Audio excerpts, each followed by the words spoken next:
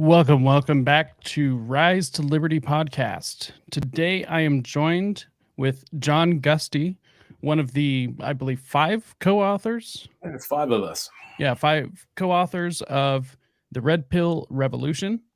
I didn't have a chance to read it all yet, but I did flip through it and listen to you talk about it with other people as well. And it's an interesting book. I enjoy it quite a bit. And Thank you. It's one of these, I've never met a bad book. So, in my opinion, even some books that people don't favorably like, I still like them. However, yours is not one of those books. So, let's see here. Just wanted to make sure I had everything pulled up. Should have done that before. This is great television, right? Hey, live is live, right? Anyways, how you doing today, John? I am doing fantastic. Jacob, thank you so much for having me on RTL. Of course. Appreciate it. No problem. Thank you for coming. One thing I kind of just wanted to get into was you used to be involved in the music industry. Yeah. And kind of want to like, how did you start into that? Where did you eventually end up in your career? Started, I was 11, 12 years old, grew up in Tempe, Arizona, and had an uncle, my dad's brother, living with us at the house at the time. He was a little bit older than me, and he had these strange looking things called record albums, and they were leaned up against, back in my day, it wasn't uncommon for a family to have a 6 foot long, stereo, turntable, radio. It was a piece of furniture. And my Uncle Chuck's records were on the floor to the side of that thing. I just remember flipping through them one day. And like I said, I'm 11, 12 years old. And I see like the cover of the first Zeppelin record. And, then there's Kiss Alive and just this whole world of music, rock and roll in particular at that time, but just music, at that time, I didn't really know what genres of music were. I just knew, man, these guys looked cool. And then I heard it, I was first drawn in by what it looked like. And then I heard it, and that's just all I ever wanted to immerse myself in. So, flash forward a couple of years, I'm 14 going on 15. I lie and say that I'm 16, and I get a job at a really cool indie record store in Tempe called Zia Records. And I continued to work in record stores at pretty much every capacity level. I ended up pulling almost 15 years with Tower Records and managing stores for them. And then, the whole time I was a recording artist myself. Went through, a couple bands and a couple record deals, and got to do the whole touring thing. And then you get a little later in life, and wife and kids enter the picture. And instead of trying to be a rock star, I went and started working for them. And I started helped a couple of friends here in Nashville. We started up a couple of record labels. Have worked with management companies, and just really have seen the music industry from just about every angle, being the artist. And I've always been one of the guys behind the scenes.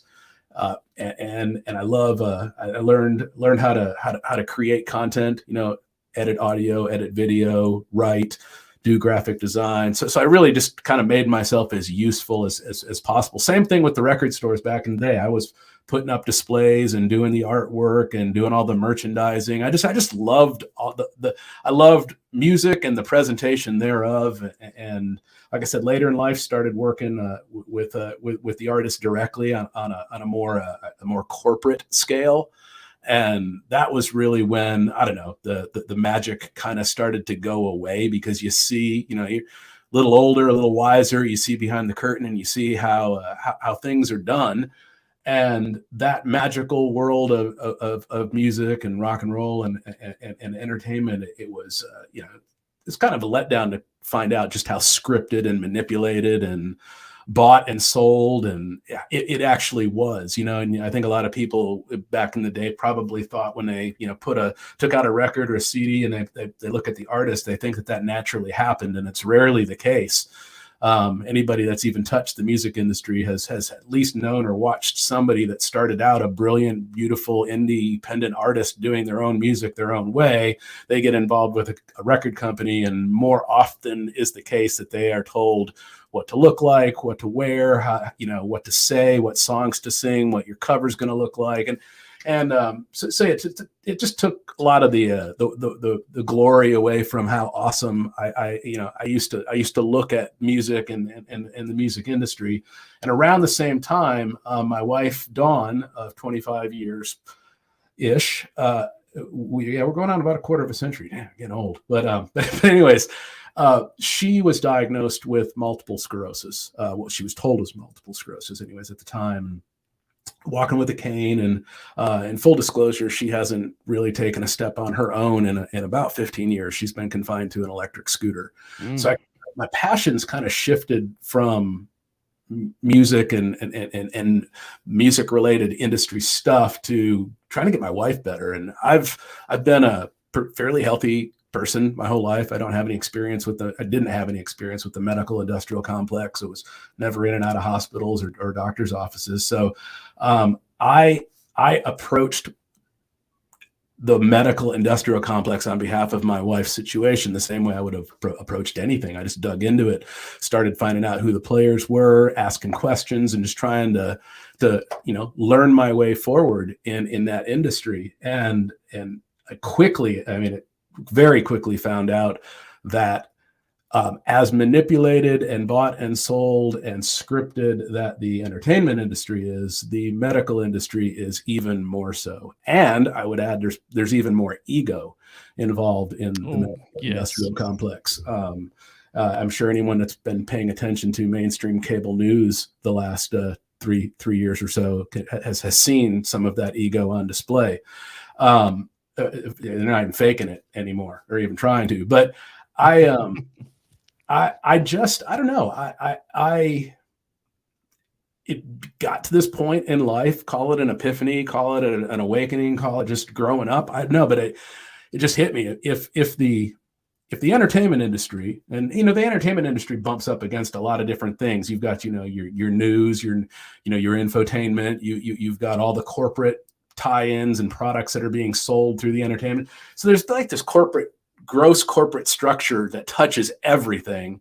And it's like, if the entertainment industry is scripted and the medical industrial complex is all manipulated and scripted, you start looking at things that way, and everything is got some sort of corporate manipulation and narrative and marketing campaign built in. And I really took it personally. I don't know how you couldn't not take it personally with the medical industrial complex, because it's one thing to manipulate people into buying widgets and t-shirts or whatever, but when you're messing with people's lives and telling them that they have these conditions that they don't, or telling them that, scaring them into I don't know, protocols and therapies that end up actually hurting them and killing them in a lot of cases. It's just, it's hard to just sit by and just let that happen, and it's not like I think one person is going to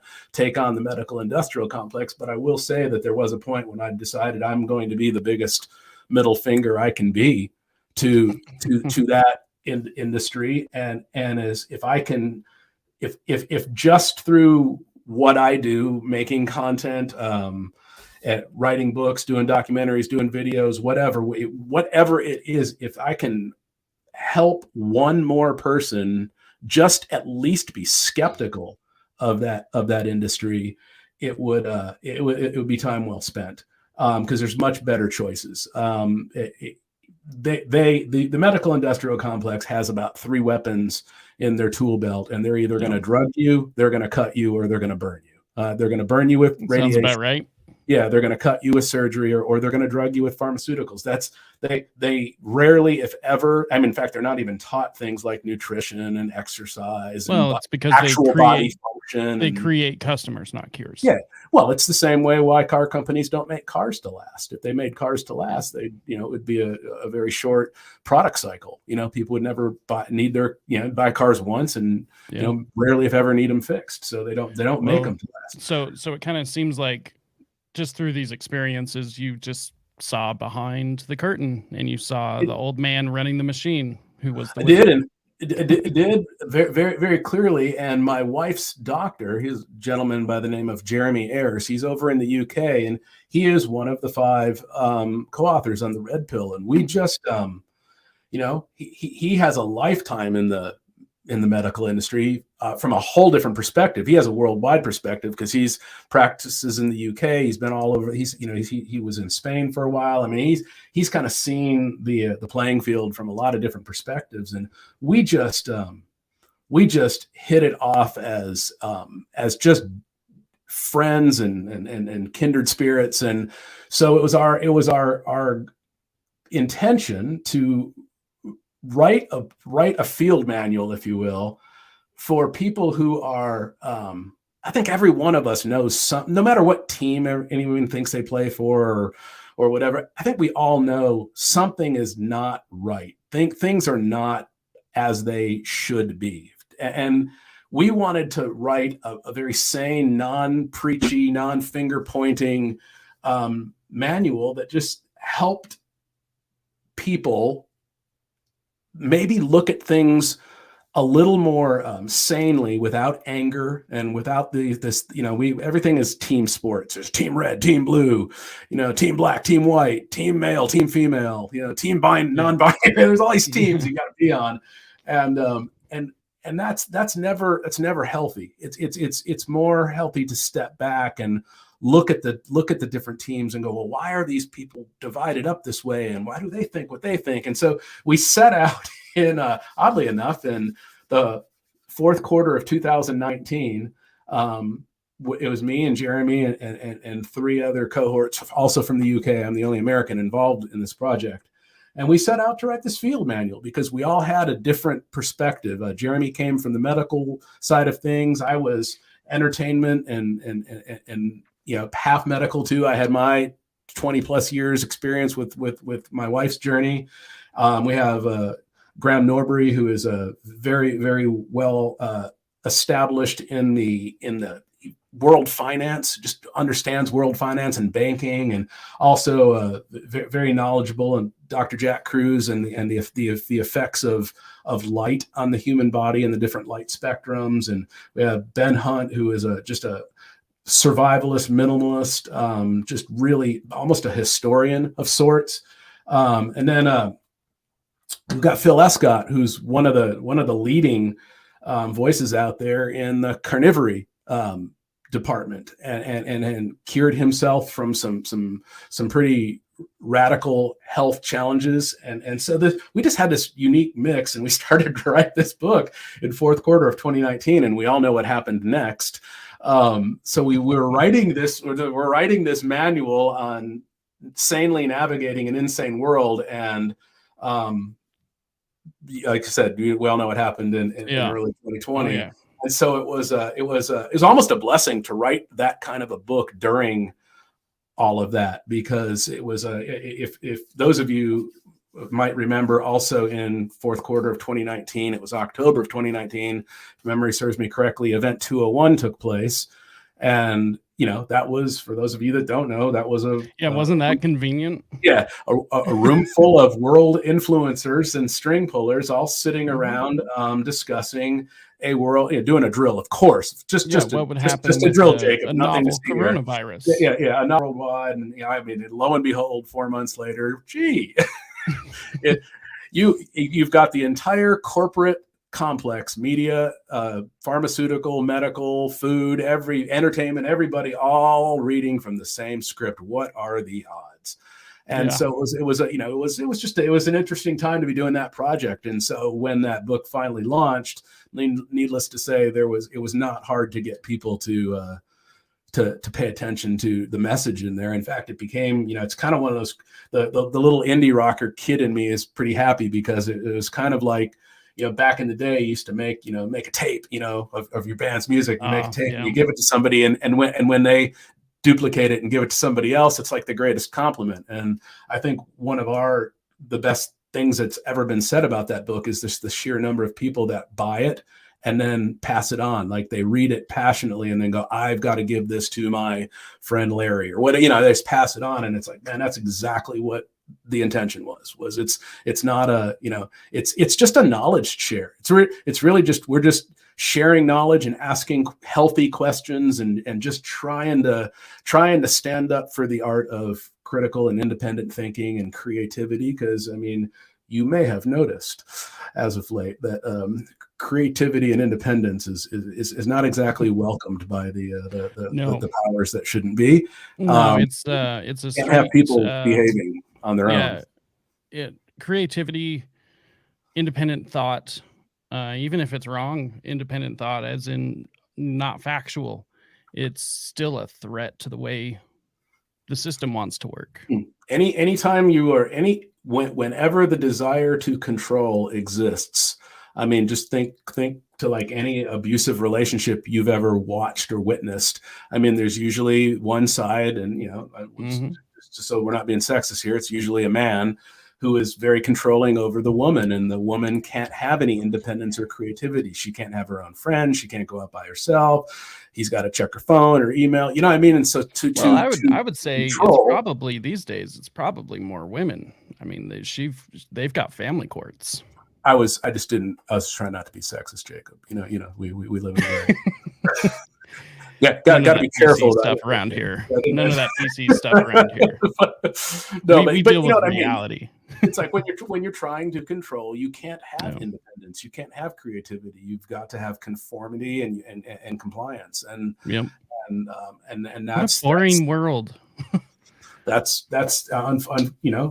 fortunately or unfortunately, I kind of think it was I think the events of 2020 forward has been a blessing in many ways, because it really very quickly identified the two. There really only are two sides ever. I mean, to anything. I mean, there's going to be the side that the control side, the side that will always do what they're told and will always want to be controlled. And then there's people in that group who are all too willing to be the controllers. And so you've got the control group, and then you've got everybody else that isn't in the control group. And it was if nothing else, it was a blessing in disguise, because now we all know who each other is. Where we know which team each other's on, whether I know who's going to try and oppress me.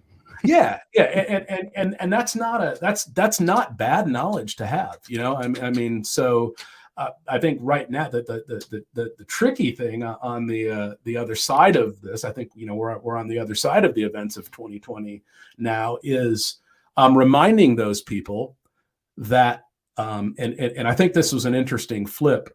A lot of those people, at least in my experience that I witnessed in my own life, a lot of those people who were very oppressive, who were wanting to be controlled, who went along with the corporate narrative on all of this stuff, it wasn't long before the 2020 event started that those were the very same people that were coming down on, like fundamental Christians and the far right. And it's funny, like in a lot of ways, I think the whole right-left thing is a fictitious paradigm, and it only applies if you're a statist. If you're not a statist, I look at the Church of Red and Blue as one church. I mean, some people sit on the blue side of the same chipboard. Yeah.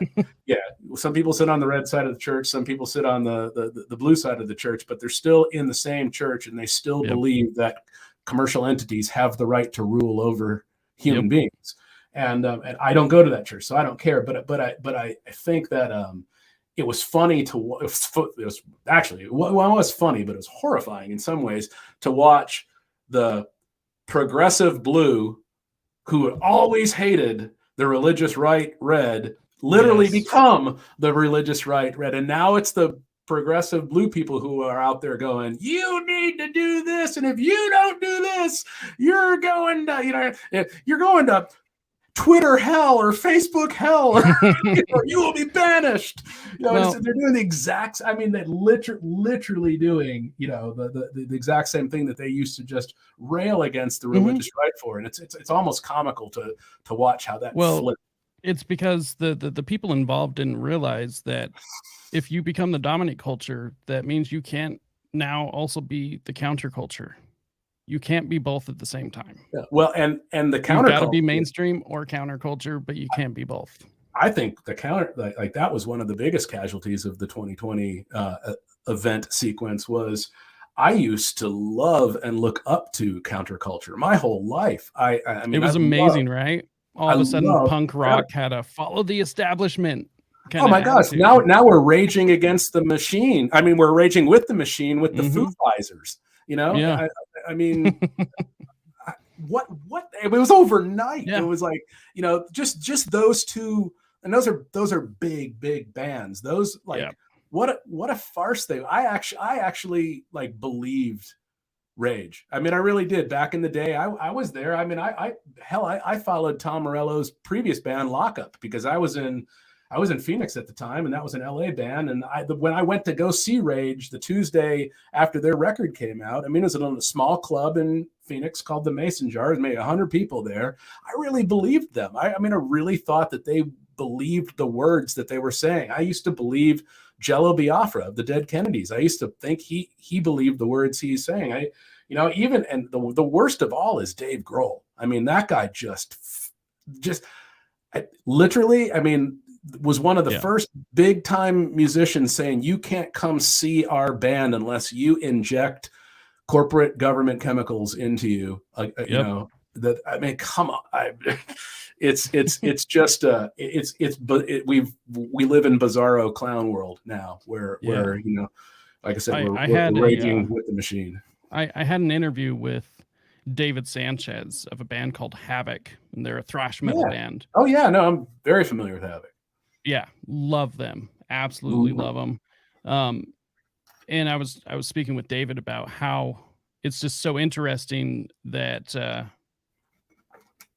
a lot of these people in the music industry, especially rock, but more of the underground, the metal, the punk rock, even some of the underground electronica, everyone kind of had this against the system attitude, and when push came to shove, everybody just fell in line. Their lips wrapped around that corporate teat like a baby. Yeah. I was amazed at who drew the line and who actually was real. You know what I think is hilarious. Now I'm definitely a child. I graduated high school in '83, so I'm definitely a child of the '80s.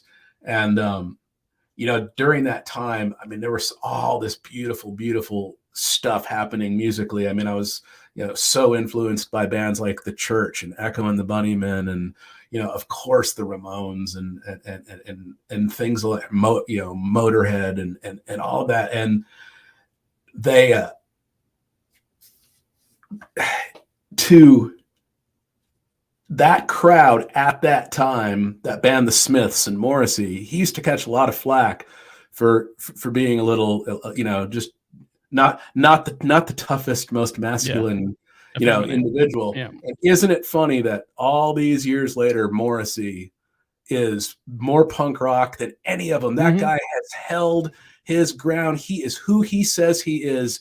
And I've got so much respect for that. And that doesn't necessarily mean, and I think we've lost this in our culture, I can have tons of respect for you, Jacob, but that doesn't mean that I agree with everything that you say. Yes. If you are just who you say you are, if you are just authentic, then that commands respect. And Morrissey commands a lot of respect because he's always been who he says he is, and he's never taken anything lying down, and he fights back when he needs to fight back. And it's just funny. It's like Morrissey is.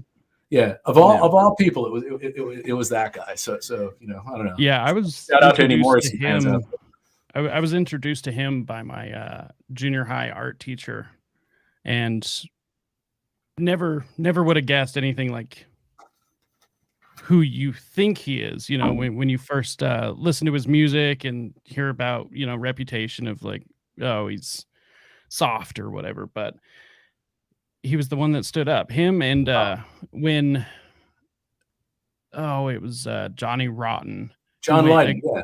Yeah. who went against the grain. Yeah.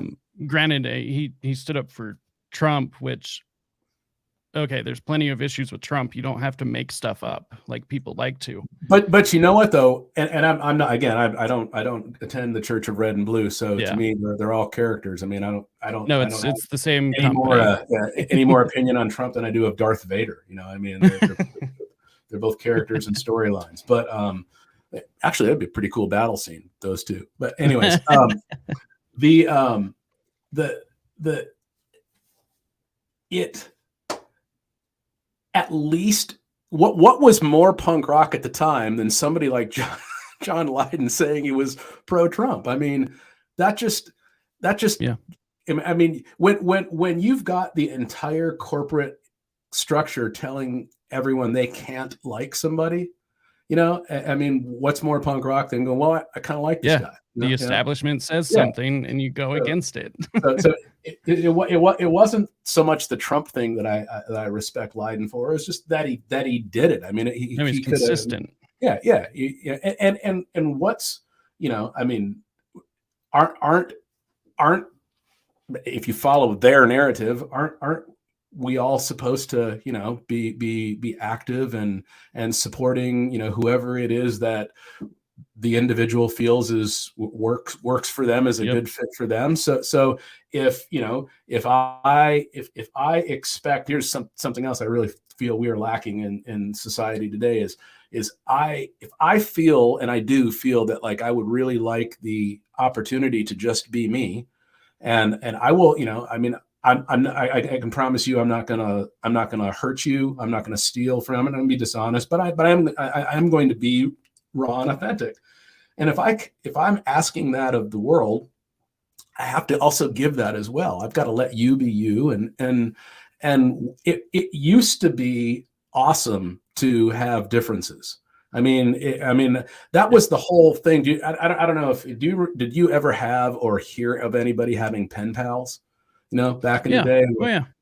Well, I mean, that was the whole thing. It's like you that was the draw to that is you were making a connection with someone who was really different and lived in a different place and did different things. So like being different was there was an allure to that. And I just, and it was celebrated. I am not wired to accept this, especially in the last 3 years. Now, all of a sudden compliance is cool. Like I'm supposed to believe that compliance is cool. And I'm sorry, but it's never been cool. And it's not ever going to be and it cool. Makes you feel terrible. Yeah, it's kind of like a mullet, you know. It's like, sorry if anyone has a mullet out there, but you know, at least it's not a rat tail. Yeah. I mean, mullets have come back. Rat tails, luckily, have not. Let's not jinx that one. Some things need to stay back there. Yes, the little clip-on ones with the feathers. Yeah, exactly. Okay. Yeah, it's crazy. I always kind of knew that, you know, a lot of punk rock and a lot of metal. I was always more into the metal than punk. I just, you know, I have to dress a certain way to be punk. That seems a little non-punk, but yeah, I think it always just seemed like yeah. Oh yes. You know, I mean, punk used to be an attitude. You know, it's kind of like what happened with the term science. Science used to be a discipline. Now apparently it's a business. You know, I guess now science has offices and officers. You know, and it's like punk didn't used to be a business. Punk just used to be an attitude, and punk used to just be an embracement of individuality and creativity, and it used to mean a lot of different things. What Fat Mike always said, that it was good music played by bad musicians. Yeah. There's another. So I agree with that. It's another fallen hero. He's all. Oh yes. Yeah, he's all. He just gobbled it up. Mr. Maga Jab. And it's one thing if you make this choice independently, but I don't believe people independently made the choice to take this or to act authoritarian or anything. They didn't. They were highly influenced. It was peer pressure and social shaming and social posturing on a scale that we just haven't seen in our lifetime. And it was, I mean, I am now convinced that if Fox News and CNN started broadcasting tonight that, if you care about your fellow neighbors, you'll stick forks in your eyes. We would go out tomorrow morning and we would see, at least a third of the people with forks sticking out of their eyes, and they would be doing it because first and foremost, they were told to do it, but they were told to do it under the guise of some sort of social posturing or peer pressure. It's like, if you don't do this, what, you're a bad person, Jacob. And, my goodness, you don't want to be a bad person, Jacob. You want to be a good neighbor and be nice and compliant. And exactly. Yeah. You want to be a part of the crowd, right? Be a team player. And like I said, that used to be a meme. It used to be a meme where, come on, everyone else is doing it. It'll make you feel good. And it's like, no, I just don't want to do it just because everyone else is doing it. Yeah, exactly. And that I've always kind of had that rebellious streak, and tell me I have to do something. And usually I'm going to go the opposite direction. I don't know. There was a lot of this that just seemed really fake. It all seemed just artificial. It was happening, but it seemed curated. Like, kind of like a Trump and his corporate partners at Pfizer and Johnson & Johnson that just, I don't know if anyone out there has ever gone through the logistical steps of packaging a product and getting it ready. But especially products that have lot numbers. And in those in the pharmaceutical world, each vial has a unique number. It sits in a box that has a unique number, that is in a case that has a unique number, on a pallet that has a unique number. Yep. I mean, all of that lot numbering is so time consuming, and we are led to believe that in a matter of months, millions and millions and millions of vials worldwide just happened to be ready. They just got it ready. I mean, I in a whole other capacity, I am owner in a company that produces products, and we have a rule of thumb, regardless of the complexity of the product, from the time it is decided upon, hey, we're going to do this product, until we have something in our hand that can go to market, you can't do it in less than 9 months. Usually takes about 12 months to just get everything, to get all of the number of steps that is involved with packaging a product and getting it not just ready for the shelf, but getting it ready to be shipped in boxes and cases and pallets and all. I mean, it's a lot of work, and that did not come together in a matter of months. That stuff was, and now we know it existed beforehand. Yeah.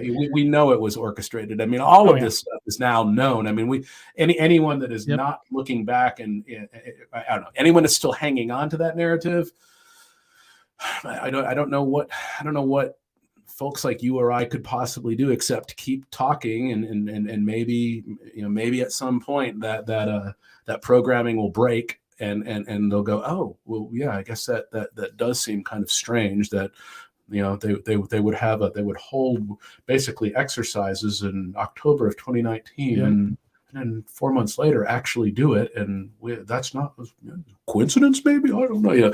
I mean, there's just to get people to think and to break that programming. I think right now that's just, I think it's the best, most constructive use of people like yourself and people like myself. I think it's the best use of our time is to just we're not with anger, not with frustration, but just go, look, man, we're just going to keep talking. And at some point, maybe another person or two goes, yeah, you're right. That does seem a little hard to swallow. And it just doesn't really make sense.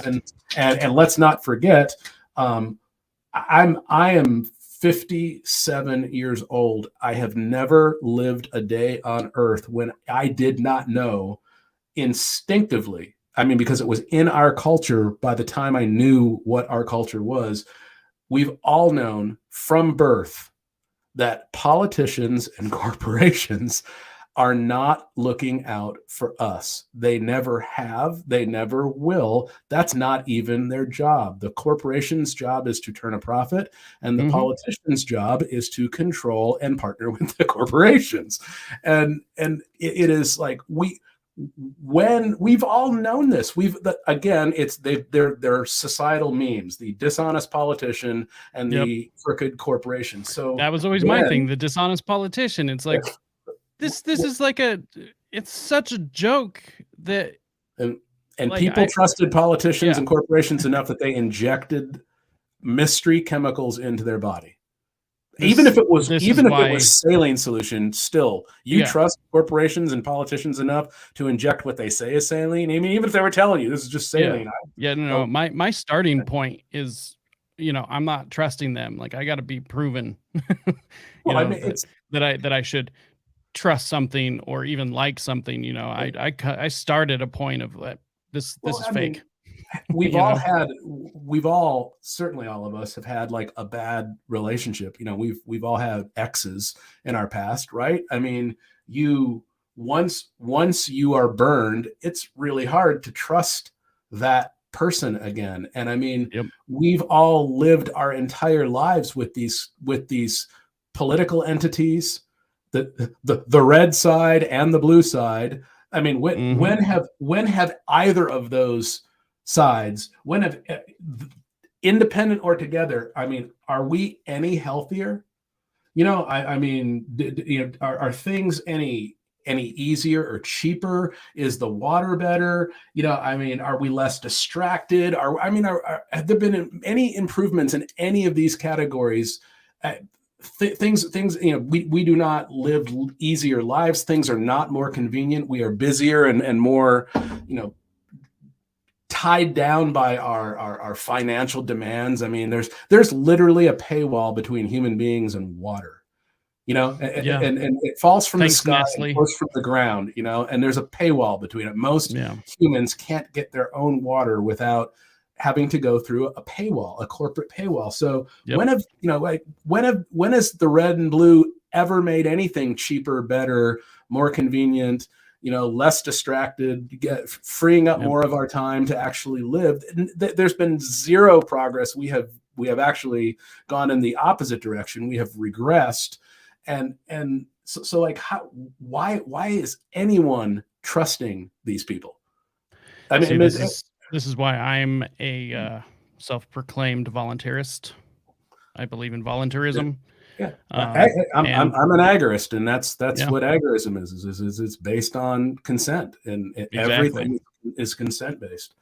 Shout out to everything should be exactly.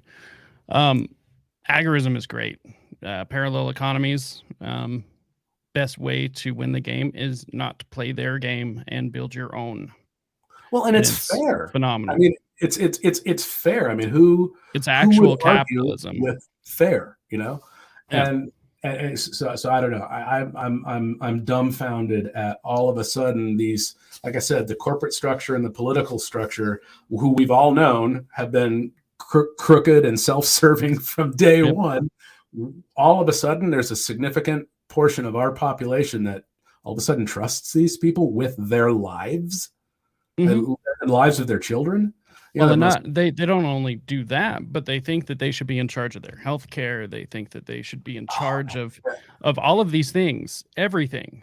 And that they are supposed to provide for us. I've actually had those conversations before. That's one of the most frustrating conversations I think I can have with another human being, is someone who is demanding health care. Talk about, I mean, that is literally a service. You don't have a right to it.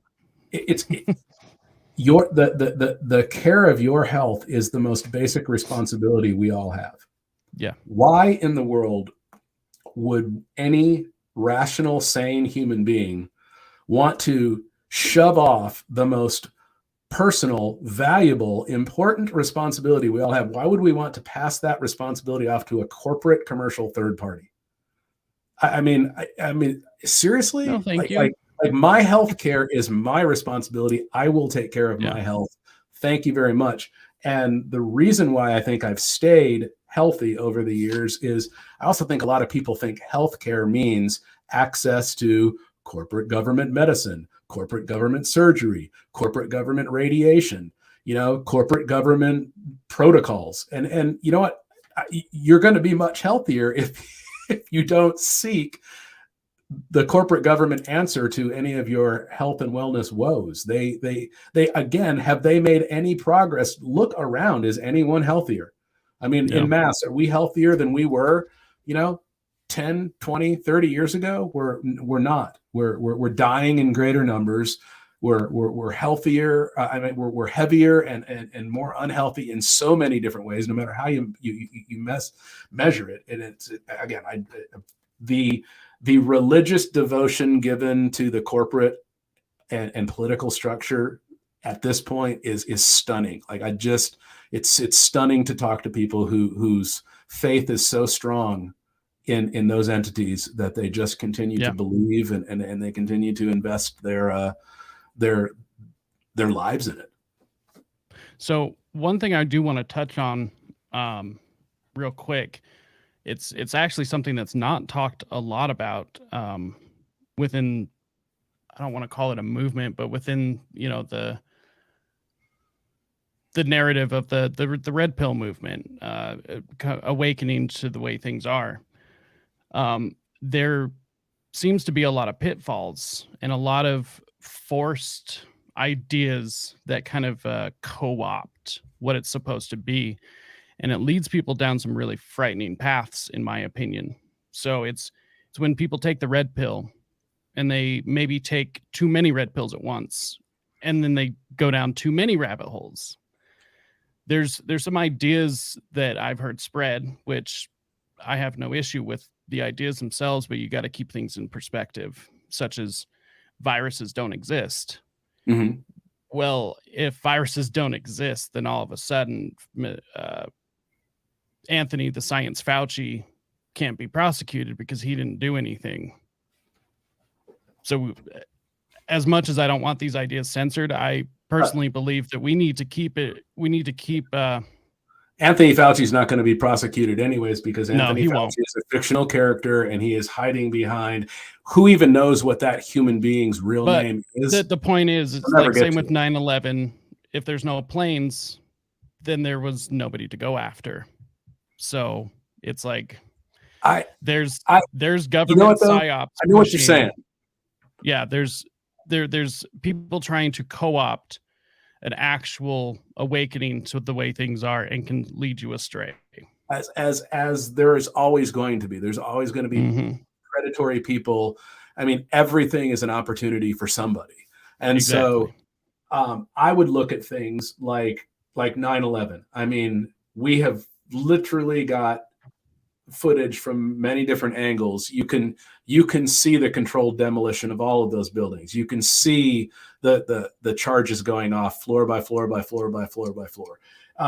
In the case of the whole virus thing, this is really near and dear to me because my wife suffers from a huge autoimmune deficiency, and so we've had to be very, very careful over the years. And I've been playing the blood and cellular behavior game a lot longer than just March of 2020. I've looked at a lot of blood. I've looked at a lot of cellular behavior. I know what I'm talking about. And I will tell you that it has, and I actually did a documentary on this, and I can share this with you offline if you're interested. But we collectively as humans, rational thinking humans, don't even have a consensus on what a virus is. I mean, you could have 10 different people who know what they think they know, looking at some live blood, and there's things squiggling and moving around. And one person will call something a virus, and another person will come in and go, "That's not a virus, that's an exosome." And another person will come in and go, "No, that's a dead piece of protein."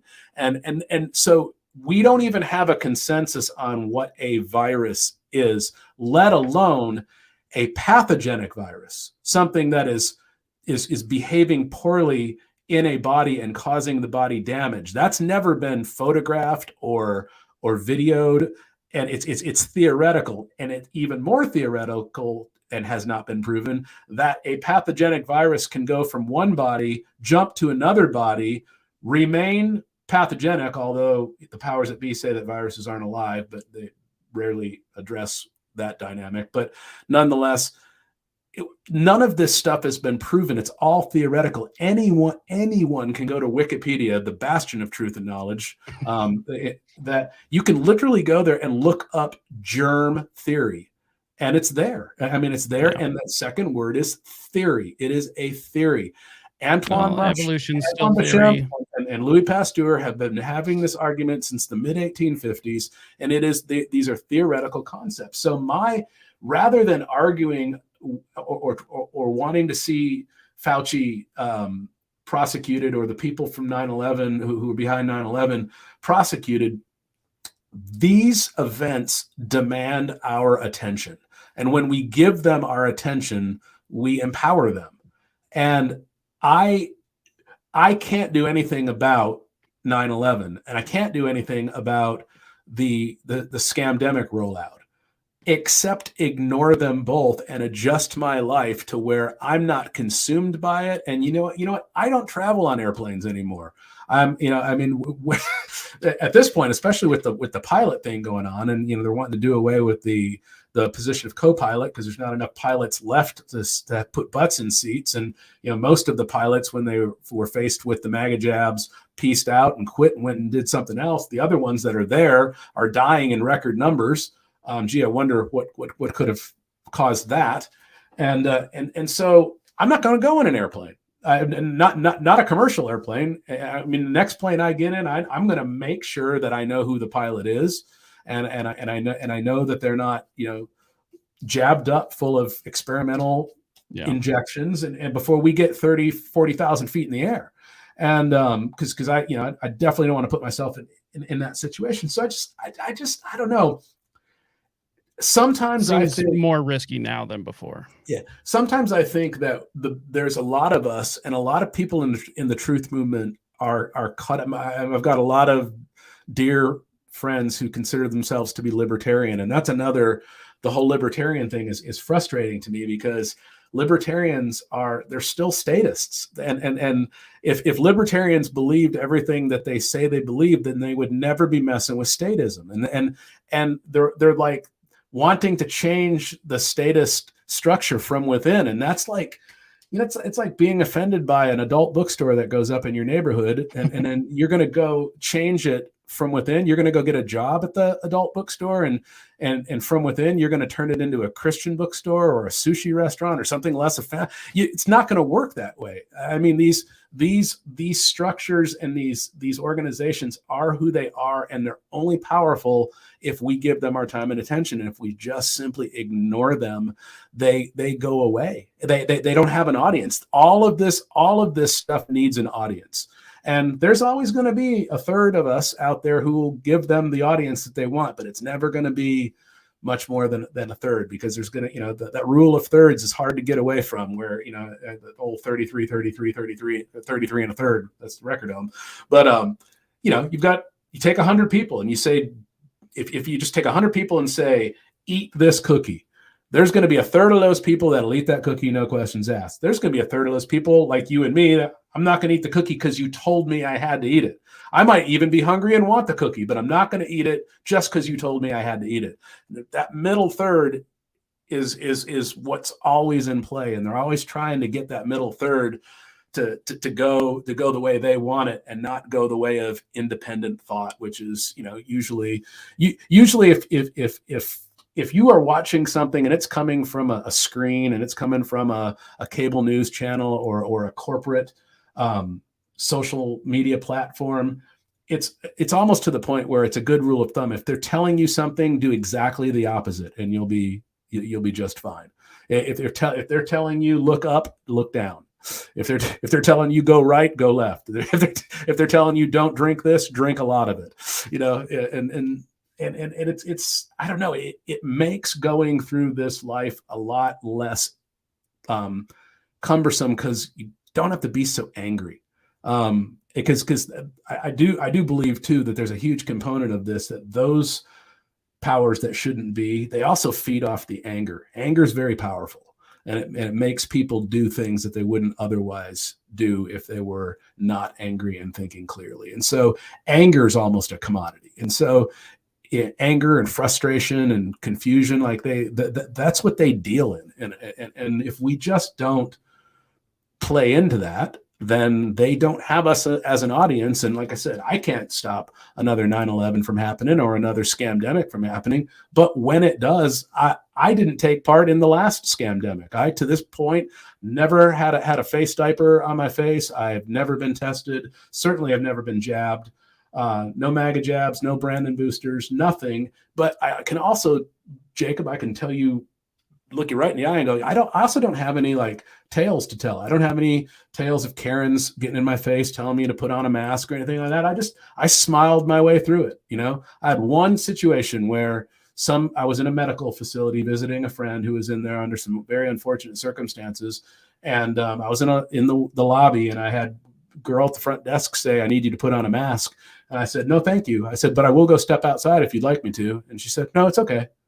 That was it. That's the extent of my COVID scamdemic pushback. And it didn't really require, I did everything that I normally would have done, went everywhere I would have normally gone. I just smiled my way through it and wasn't looking for a fight. And it wasn't that hard to do.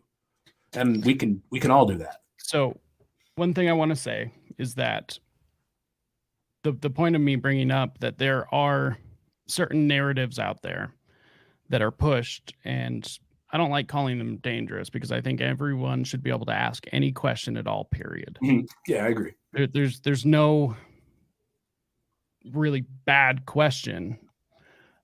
The point I would make is that it is entirely true that the government, particularly the military industrial complex, likes to pay for certain information through the scientific community, and they pay to get a very particular result. So it's manipulated information. It's also true, on the other hand, that they also want to lead people who might question things away from that and discredit them by making them go off the deep end. So yeah, that's what things like it's a particular minefield that you've got to watch, that there are pitfalls on both sides. I think that you know, kind of like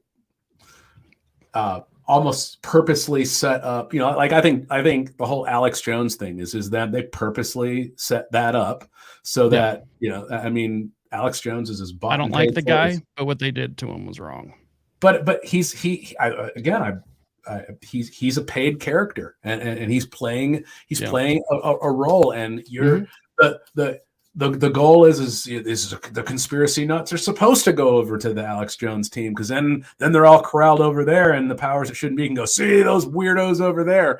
You know, same with like the Flat Earth Society. I mean, you look into who set these things. It's them that set it up. You know, and a lot of times we behave like, you know, we behave like cats, and you know, we go and we go start messing with the new shiny toy in the room, that the little trap that they set for us. And next thing you know, there's a bunch of people over listening to this guy named Alex Jones, and you know, and those people who are listening, they're all there for the right reasons. They all want to hear stuff because they know something's wrong. Little do they know that their messiah, Alex Jones, is actually not who they think he is, and is just a useful puppet of. He leaves out certain key information on purpose. Yeah, and that's also the issue that I've ran into with the truther movements, the red pill movements, everything. There's always people in any movement with nefarious intentions, and it's always just a good idea just to keep your eyes out, because it's easy to get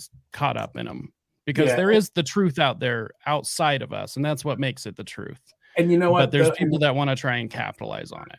And I don't know. I mean, maybe this could be argued, but it's been my experience that the truth in anything doesn't really need a movement. The truth just is, you know. And so I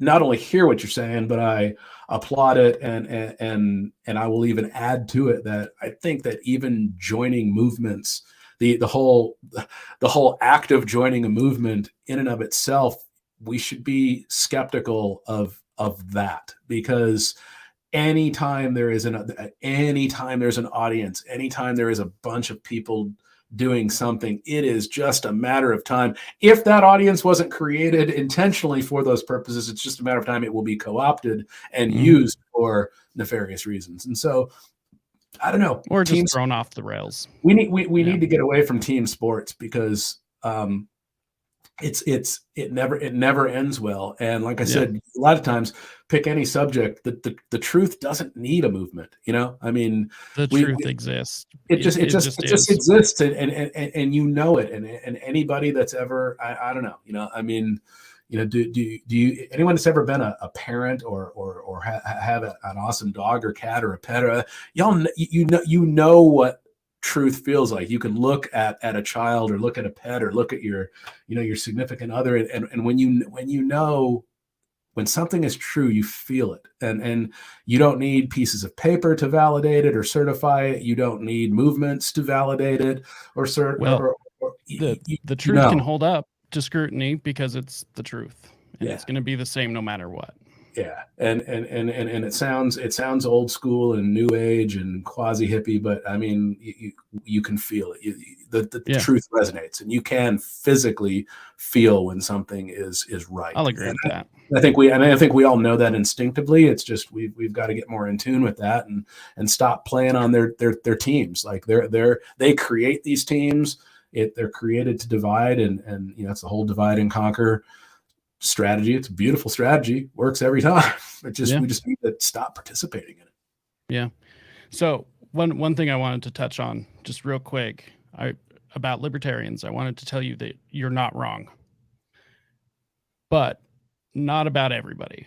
The reason I know, I'm a libertarian, so I don't care what you said. I actually don't like a lot of libertarians, and that's libertarians' fault. So,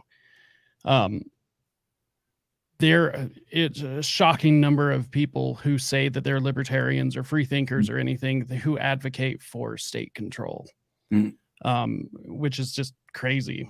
The fact that there is a libertarian party, that's always struck me as a little weird. So yeah, it is. Well, libertarianism in itself isn't inherently anarchist, and that's one thing I think people tend to confuse. They also confuse government with all hierarchies. It's like, well, you can be an anarchist and still believe in hierarchies. That's absolutely, yeah. There's a natural order to things. It's all just anarchy is no masters, no slaves. That's all it is. You and I can build a structure, and as long as we have people who consent to it and they enter that structure through consent, then that's a hierarchy. It's just a consensual hierarchy, not a forced, hierarchy. And so exactly. So, yeah. And so I would like to, kind of borrow from one of my friends, Joseph Bookman. He always says, I'm a radical voluntarist. I'm not a libertarian. And I would have to agree with that. Is I involve myself with the Libertarian Party for as long as they represent what I believe. But at the moment that it doesn't, that's where I take my leave. Nobody should ever, regardless of whatever side or path you decide to go down, you should never be too ready to defend everything if there's a possibility that it might be co-opted. Yeah. And you also have to be willing to admit that it was co-opted and then move on from that. Yeah. Do you see what I'm saying about when, as talking about libertarians in particular, there's a passionate desire to change the system from within. And I would just argue that system is the problem, and that system needs to go away. And I've actually argued that with libertarians a lot. Is I don't like running federal races. Now local politics, it's a little bit different. However, it's still, the system. But I mean, everyone's like, oh, libertarians don't win elections. I'm like, oh no, we weren't let into the, corrupt club.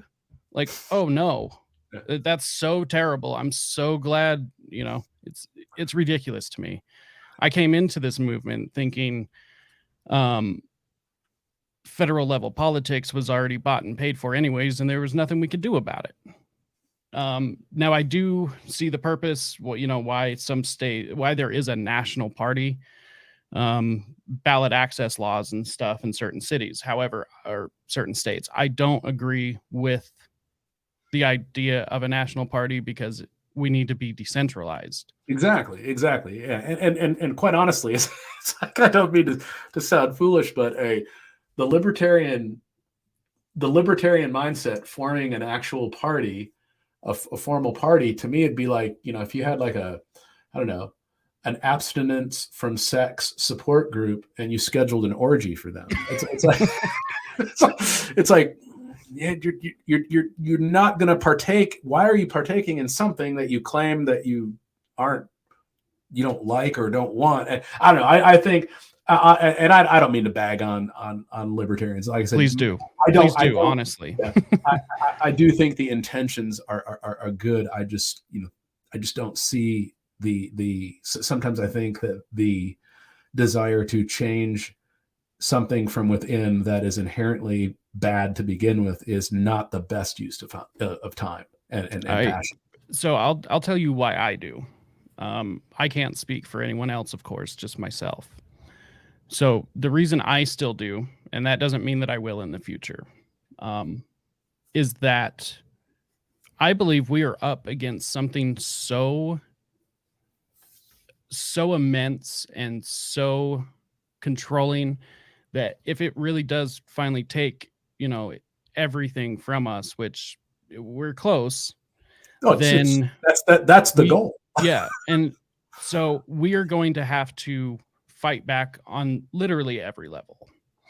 I personally don't believe that voting, excluding maybe voting for your county. Well, I know voting for your county commissioner does still work because I helped run a campaign. I saw the differences, what 1 to 2 votes can do. However, anything larger than that, it doesn't matter. However, I still do it because I want that on paper.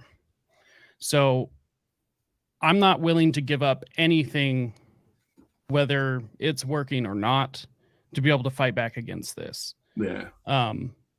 So as an anarchist, I don't think that voting really matters all that much or at all, but I still do it. I'm not going to let them trick me into just giving something up. I'm just not going to go out and vote. It's like, no, I'm going to put on paper that I don't like you and I don't support you. I don't support one of the legacy parties. Yeah, and I can appreciate the administrative side of that. I think I just have, for me, it's just principle is I fundamentally do not believe that that corporate entities have authority over people, over humans, and it's interesting to me that we as humans organize and vote to be ruled over by corporate commercial entities, and it just seems like the classic abusive relationship, and there's a bit of Stockholm syndrome in there where it's like that relationship is never going to work in your favor. He doesn't love you, and she's with somebody else, and so to just I don't know. We have limited time here in this in this life, and I don't know. For me, anyways, I just don't want to spend any time on that particular aspect of it because I can just do something that's, quite honestly, for me, anyways, easier and healthier, and I just ignore them. I just don't. Yeah. They don't play into my life in any way, shape, or form. Well, and not everyone is meant to go down that path. Yeah. And it's not the only thing. And I think that that's one thing libertarians mess up. with is that, you know, it's not everything, and it's not supposed to be everything. Not everyone's great at it. Not everyone can run a campaign. Not everyone should run a campaign. Some people are just better left out of politics, and there's nothing wrong with that. It's like people have strengths and weaknesses, and we should play to those instead of forcing them into these little boxes. Yeah, It's ridiculous. But I do want to give props and respect to those of you who, you know, who do fight, because again, at the end of the day, it's classic bully behavior. I mean, the corporate, everything coming out of the District of Columbia is based on bullying and just coercion. Yeah, coercion. It's all based in that. And so anytime there's a bully, that bully deserves to have its ass kicked. You know, at least throw some rocks at it, you know. and so I'm always going to applaud, you know, the stoning or the ass beating of a bully. I just, you know, I think this particular bully is so bad and has proven itself to be a foe time and time again. That's like, I don't want to fix. I don't even want to kick that bully's ass anymore. I just want to. I just want to ignore the bully because I got other things to do. But I do applaud people for continuing to kick them in the shins. So, and this is important because I think we need both. Yeah, in my opinion, we can't give up on one front, because as soon as we do, we're not getting that front back. For instance, here in my state of Utah, we just were lucky enough to have one of the lobbying groups here, Libertas Institute, actually helped lead the charge for school choice. And now we have the option, or parents have the option, to take their kids out of public school if they want. Think about that. And I support that so much. Like parents. I mean, that is, I don't. It's absurd. I have to say that. Yeah, it's like I've got two boys, and there's my wife and I make the decisions for those children, and no commercial entity is going to come in and tell us what we can and can't do with the kids. And it's like, but I, you know, you just outlined something. Like, there's a lot of adult human beings that were fighting that fight, and yes, that's good. Lots. You got to fight that, but in mass, it would be so much more productive if in mass people stood up and go, who the hell do you guys think you are, telling parents what they can and can't do with their kids? Go away. Yeah. We're not even going to recognize you as a you are a silly person. Please just go away. But I don't know, like I've watched really, really good, you know, friends and neighbors and associates where, like, they'll walk into some place like a courtroom, or they'll go to a school board meeting, and the powers that shouldn't be always sit in desks that are a little higher than everybody else. They're elevated, you know. They're above you. They're above you. Me, Jacob. They're higher, and get really intimidated by that. And I mean, I don't know. I think everybody should go to a school meeting or a city council meeting and definitely just get in there. And it's like, if somebody says something stupid, stand up and go, man, did you just hear yourself? Are we really talking about telling parents what they can and can't do with their kids? Yeah. Seriously? Like, there's nothing else we could be working on than this, you know. But people get intimidated, and they think that these people that sit in these elevated seats somehow have authority over them, and they don't. We give them that authority. And we just need. That's the thing. We give it to them. You give it to them. So don't give it to them. In fact, actively take it away. And demand what they promised. They said they were going to do. Yeah, and that's all paperwork. And I think if you're gonna play anything in the government game, government's all commercial. Everything is commercial. There is no such thing as non-commercial government. We abandoned that a long time ago. I mean, there used to actually be a structure. I mean, I think that the last U.S. president was Woodrow Wilson, and the first CEO of Corp USA was Woodrow Wilson's second term. So I would say it was Lincoln. Well, and there's historical timeline arguments, but I think it cannot be argued that everything we call government today is commercial. It's all commercial. So it's and it's all paperwork. And so if you're gonna beat them, you gotta have your paperwork. Your paperwork is all paperwork. Your paperwork has to be superior to their paperwork. And the beautiful you gotta speak their language, which is usually based in law. Yeah, which is a whole different language. Yeah, legalese is not English. No. Very, very different words mean different things. If you ever have a policeman, which is different than a sheriff, but if you ever have a policeman ask you, do you understand? Never answer yes, because you think he's asking you if you understand what he's saying, but he's actually asking you, he's using legalese, and if you say yes, you are now standing under him and you've given him authority. Yep. And that's enough for him to proceed. But so it's understanding the language, but it's also, and the beautiful thing about the legal realm is if someone is saying that they have authority, if someone or some entity is claiming that they have authority over you, then there's got to be paperwork stating that they do. And that paperwork has to have their signature on it and your signature on it. Mm-hmm. And if that piece of paperwork doesn't exist, then, Jacob, I could claim I have authority over you from this point forward. It doesn't mean that I do. And if I did, I'd have paperwork that has both of our signatures on it. And if there was any discrepancy, we could go fight that out in court.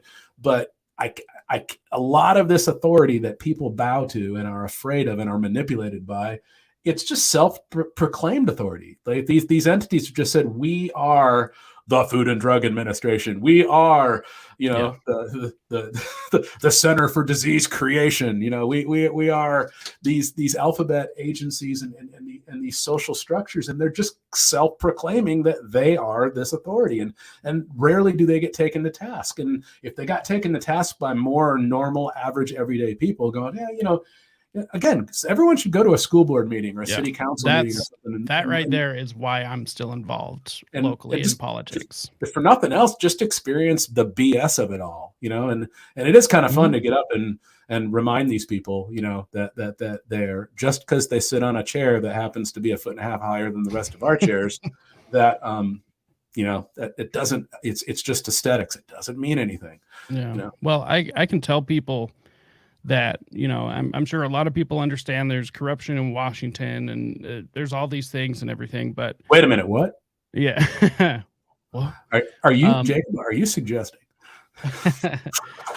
But if people would just take a moment to attend their city council meetings, county commission meetings, and these are things that affect you daily, then you would realize exactly how much corruption takes place right there. And you would also realize that you have the power to be able to rally people to get that changed. So usually the biggest reason why that stuff happens in your cities, your county commissions, nobody's at the meetings. Yeah. Nobody's there. I live in a little town west of Nashville, and in my particular area, the water district, this was years and years and years ago, every county usually has one water district that complies and puts hydrofluoric acid in the water, aka fluoride, and it just happened to be the district that I lived in, and this was years and years and years ago. And I mentioned that my wife's got a autoimmune neurological situation, and so it was a big deal. And I attended my first meeting, and I was the first person to attend this. There's three old guys that sat on the water board, and I was the first guest that they'd had in a year or so.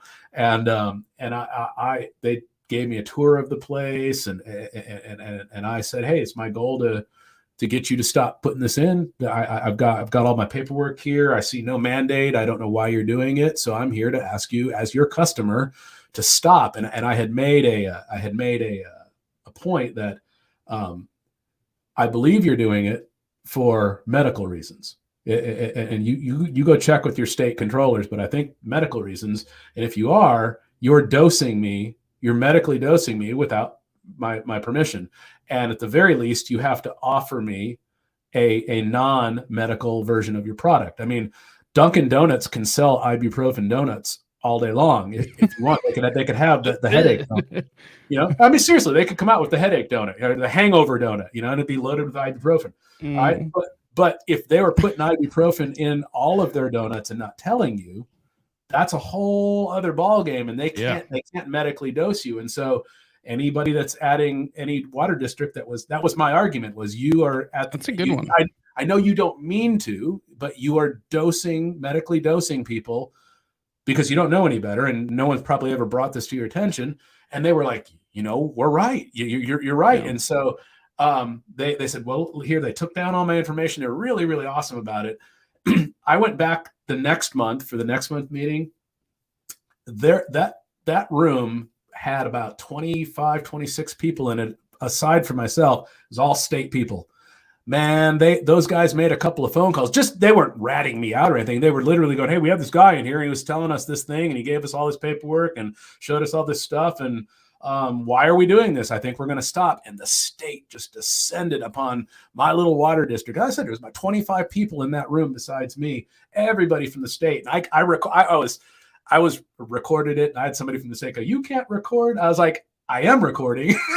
and I am. I'm going to. You can't stop I'm recording, you know, and I'm actually going to do it on 2 devices. I had my phone and I had a proper recording device. And so I was like, you know, we can talk after the meeting, but I am recording this. So I've got it on record. I have the recording of 2 different state employees admitting that they are medically dosing people. They're doing it for medical reasons. And I even had the information to dispute those claims. And they don't want to hear any of it because they've got backdoor deals with the aluminum industry, and that's where that hydrofluorosilicic acid is a byproduct of the aluminum industry, and it's deals that were made at the federal level years ago. Stuff. And it goes into the, you know, they made it with the dental industry, and they made deals with the dental industry and the water supply infrastructures throughout the country, and it's basically a waste distribution. Have you been following that recent fluoride lawsuit going on? Which one? There's like bazillions. Yeah, there was one supposed to be massive. It was with the EPA. EPA is actually supposed to release a bunch of documentation if they end up losing, and they have been fighting this hard. Yeah, because it's a much bigger stuff. If people knew where that stuff came from and they knew about the aluminum industry and the deals made with the dental industry and all that, then there'd be people would be pissed off and there'd be, you know, riots in the streets. But my whole point of bringing all of that up was, at the end of the day, I got involved. I raised the issue.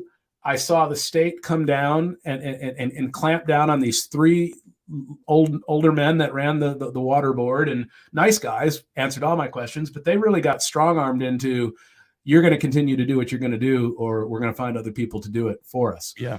And that's really what it came down to. And so I just proudly stood up and said, then cancel my account. I'm not getting water from you anymore. I'll get my own water. And so, you know, went out and dug a well, and now I've got my own water. So I just walked it. You could fight that fight. And I did, and it was a good lesson, and it felt good, and I think it raised awareness. But they're still their objective is not to cater to people's needs, people's health, people's well-being. Their objective is much bigger. It involves industry deals that were made before I was probably even born. Some of this stuff goes back to the mid 40s, and you know what? I don't have to eat their donuts. I can go get my donuts elsewhere. And I think if we all just behaved a little more like we are the end user of all of this stuff. Yes. And we don't, you don't have to have a smartphone. You don't have to do any, you don't have to fly their airlines. You don't have to be on their platforms. You don't have to use. You're touching on a great point. I've pointed this out to people as well, is that a lot of the reason we're here is because it's our fault. We Yeah. kind of allowed it to get here. Yeah. And I mean, if you we it makes me sad when I hear people talk about slavery in the past tense, because slavery is alive and well. We are living through the most intense slavery. I mean, look at how many people can't get their own water. They can't get their own food. I know people that if they couldn't go to all of their food comes from a fast food restaurant that with a drive-through. Like they and that's the far end of it. I've got other people who are maybe a little more health conscious and their food actually comes from grocery stores. But in both cases, the grocery stores and the fast food restaurants, they're not always going to be there. They could go away tomorrow. So what happens when you need to get food? You know, what happens Yeah. when you need to get water? What happens when you need to make fire, or you need a roof over your head, or you know, and we are just not taught from childhood how to provide for ourselves. We're not taught how to get water. We're not taught how to provide our own food, how to make our own shelters, how to be Agreed. self-sufficient. We're just not taught that. Ironically, every other species of life form that I'm aware of is. I mean, look at a mother bear, or a mother deer, or a Yeah. mother bird. I mean, teaching those children how to get food and water and not get killed. Yeah. And it's interesting. We're the only life form that chooses to be non-independent. We Yeah. a lot of us choose to be It was dependent. convenience that really did it. Yeah. The invention of the TV dinner, things like that, really led us down a path of industrial farming and, having easy things made for us so we can just hurry and pick them up. And then we have more time to get back to the rat race. Yeah, I think convenience is a topic we could probably talk for a whole hour just on the dynamic of convenience, because it's kind of a miss. That It what we is. think that word means is not what that word means. I think you could easily place the word convenience with enabling, and something might be more convenient, but what we're really saying is we're enabling a little less of our freedom and our ability to make our own choices for the sake of some convenience. And I don't know. It's an Yeah. interesting topic, and I don't know. I think like I said, we could probably do a whole hour just on that word alone and what that means. And I think if at the end of that hour, we would come to the conclusion that a lot of things that we claim are convenient, they're actually enslaving. Yeah. Straight up enslavement, and not by happenstance either. That was by design. I would have to agree with that. I mean, just look at where we are.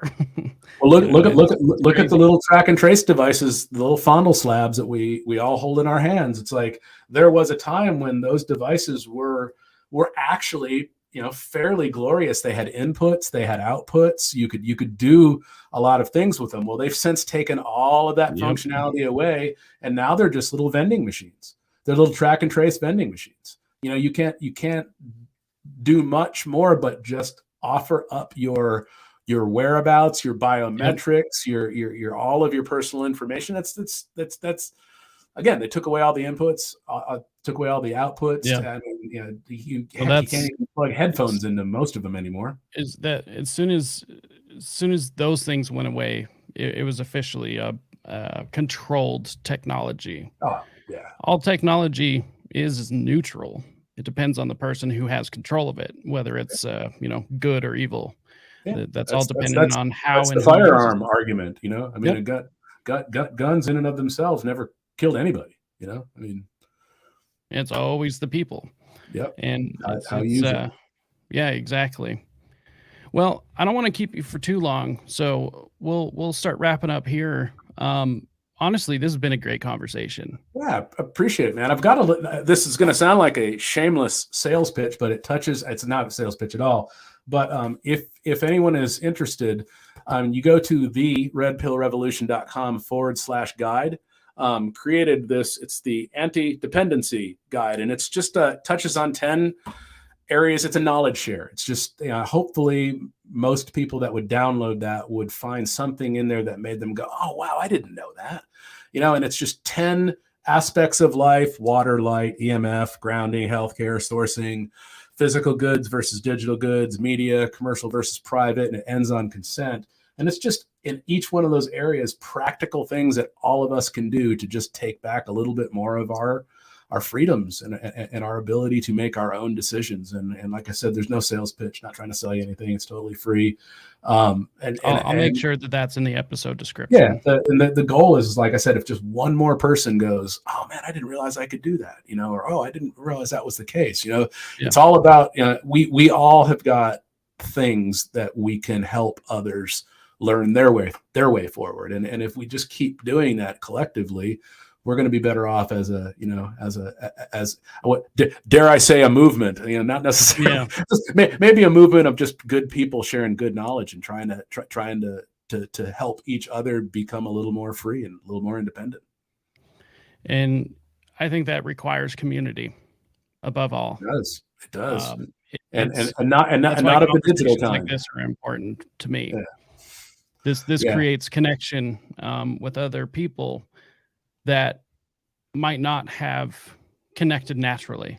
And in this time, we're pretty much going to have to take the agorist stance and create our own systems, because they're going to make their systems, or the systems we have now, are going to be made too difficult to live in unless you're a billionaire.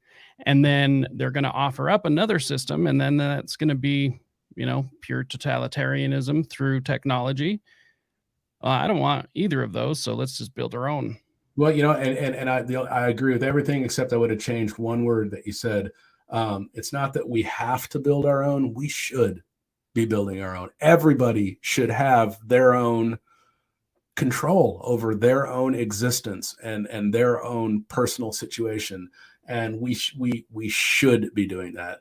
I know a lot of us feel like now it's time, it's getting to be a scary time and we have to do it, but we should be doing it. We should have, if anything else, we should have been taught that from birth. We should have been taught how to, I wish the pop culture that we were both born into cared about us as much as a mother cat cares about its kittens, but unfortunately it does not. So we got to do it ourselves, and that's a good thing, and it's time well spent, and it's programs like Rise to Liberty that are helping that happen. So I applaud what you're doing, and thank you for giving me some time to sit here and blabber about some things. I hope somebody got something out of it. Yeah, anytime. I would rather create conversation. I keep trying to get people from the far left on here, and they want nothing to do with it. I'm like, you guys are ridiculous. I disagree with you, but I still want to talk to you. But that is a religion, and dare I say it? Yes. I mean, to me, the only difference between religion and a cult is when you're in a religion, it. People who are in a cult sometimes don't know that they're in a cult, and I think some of our friends that attend the Church of the Red and Blue and sit the branded COVIDians, sit on the far sides of either of that church, they forget that they're actually taking part in a religion, and don't behave like the religious fanatics that you used to once point fingers at, because that's what a lot of you are doing right now. You're a lot of the progressive left, quote unquote progressive left, that's aptly and very funnily named, but a lot of the progressive left, like I said earlier, is just behaving like the religious right, and quite honestly, both are obnoxious. Both of the sides are obnoxious, and none of us like that. So I don't know. In the words of in the words of Treach by Naughty by Nature, chiggity check yourself before you wreck yourself. That's awesome. Okay, so the website is theredpillrevolution.com. John, thank you so much for coming. This is great. I definitely want to get you back on at some point. Come on, Say when, Jacob. Yep, and we'll keep making these conversations happen and keep spreading the information as far as we can. We'll just dogpile with information and let them deal with it. We won't let them stamp us out. So, Yep. On that note, thank you everyone for making it to this point in the episode. Make sure to go to risetoliberty.com/links. That is where you can find everything related to the show. Was just dealing with some censorship stuff last night. You know, it's always soft censorship. So they're basically making it so we can't grow. We're not recommended. We're not, shown to people who use certain platforms or whatever. We're just put in this little tiny box and not let to grow. First, I thought it was just because I sucked, but figured out that's not what it is, at least entirely. So make sure if you found value in this, hit the like button, subscribe, share it, get it out there anywhere you can. That way we can get these conversations that are paramount to people who need to hear them. Other than that, I can't think of much else. We do got some shows coming up, so just keep the eye out. Probably won't be notified. And John, hang out for just a sec so we can make sure the recordings are good. And then everyone else, until next time, stay free.